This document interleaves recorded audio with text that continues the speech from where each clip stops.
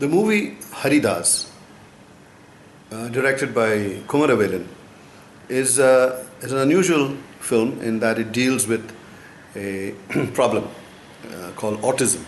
And autism is a condition under which a child or a person who is afflicted with that is unable to develop his communication skills. He sort of retreats into his own world and tends to be, in his quiet and almost sullen. But it's just a condition. It's not that they're mad, like people say, Paitakaran. It's not a Paitakaran. It's just that it's like a person from another country visiting your country and has come here without learning a single word of Tamil or your language. So you're not able to speak to him or understand him, and he cannot do the same with you. So here in this movie, Kishore is a cop. He's actually leader of a hit squad, a police hit squad. So the movie opens with a killing. So you think, oh my God, here comes a cop crime story. But you'll be surprised so that as you go along, you'll find that it's none of that sort. It's actually a very warm story about a father and a son, and the son is autistic. And how he deals with it, how does he come to terms with a child who's autistic, who needs constant attention, because you can't leave them alone. They need to be looked after all the time.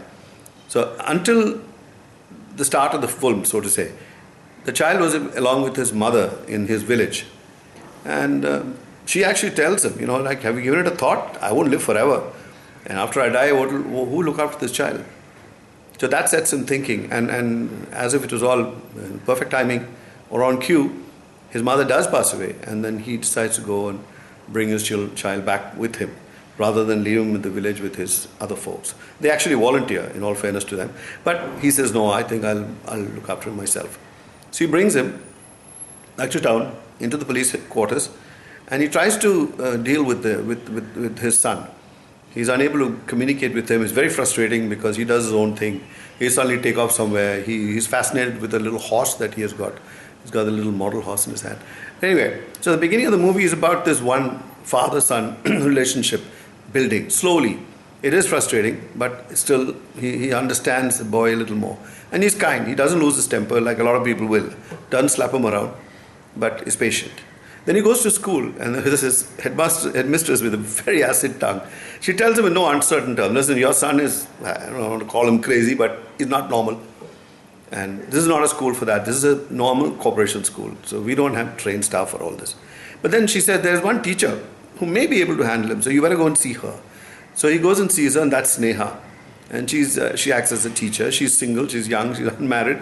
And she acts very well as this teacher. She's got a keen eye for detail, and she does it very well. So she takes a shine to this little boy and then, is kind with him and tries to teach him. And the father and son are both sitting in class together because he doesn't want to leave his son alone. So it's quite nice to see a grown-up man sitting along with other kids. And it's typical school life, Children are unconsciously cruel to each other. You know how they are. They'll, if you're fat, they'll come and make jokes at you and pull your leg or trip you. But that's the way they are. They have to learn sensitivity, which will happen as they grow older. But when they're young, they're unconsciously cruel. So he protects his son as much as he can. And there he realizes this fixation with a horse. And one day the boy runs away. And then he finds him at a racecourse. And he's watching these horses running by. And he's running along behind them. And where you normally take 4 or 5 shambling steps, he's now fairly galloping along with them. Not able to beat the horse, but running along well. Then he decides, hey, maybe I need to encourage this aspect of him, which is that he's a good athlete. So he goes to school, meets the coach and tells him, listen, I'd like to make my son into a runner. And of course, he scoffs at him. He says, you're mad. He can't even walk properly. What are you talking about running? And, he'll never be able to do it. But the father has faith in him, and so they develop their thing. So you think, this is a movie now transforming from a crime thriller into a sports story where the boy will become a champion athlete and go on to win laurels in the country or whatever, or internationally. You'll be all ready for that when you find it's none of that also.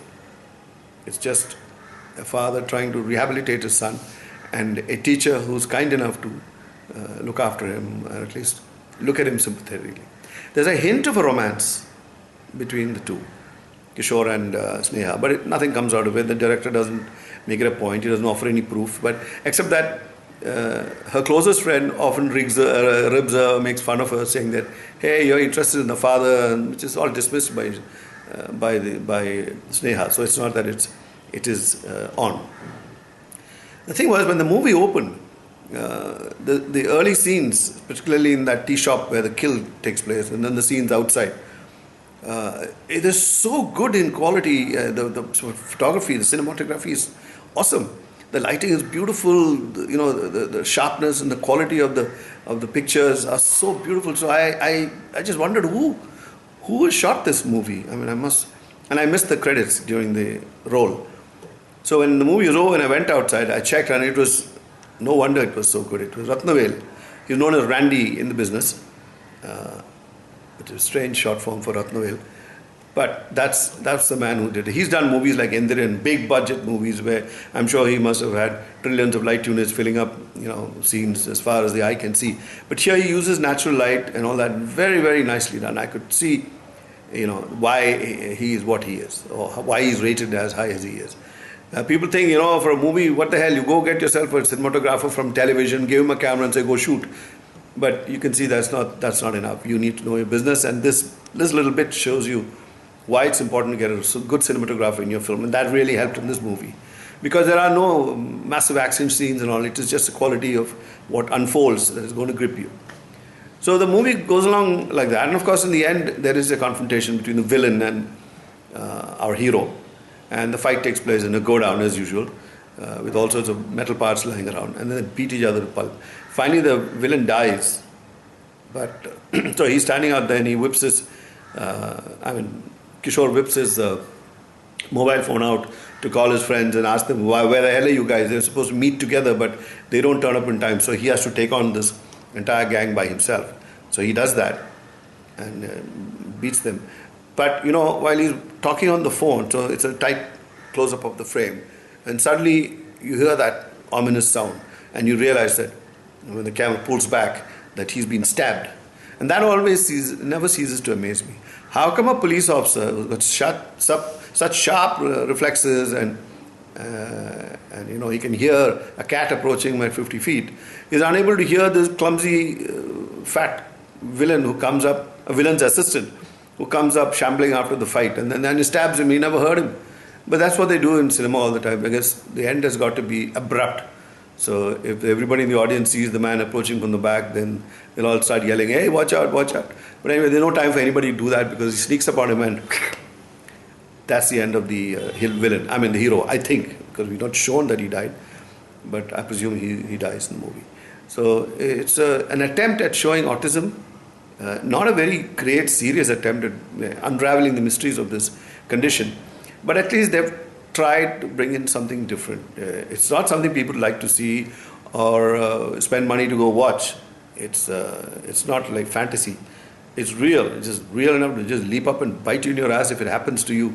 You have an autistic child, you wouldn't know what to do. But maybe a kind of movie like this will at least make people look kindly at them, so that when you see other people with the same problem, you know that they're not mad, they're not crazy. They just have a condition. So that's Haridas. By the way, that's the name of the boy in the movie. That's why the name did Haridas.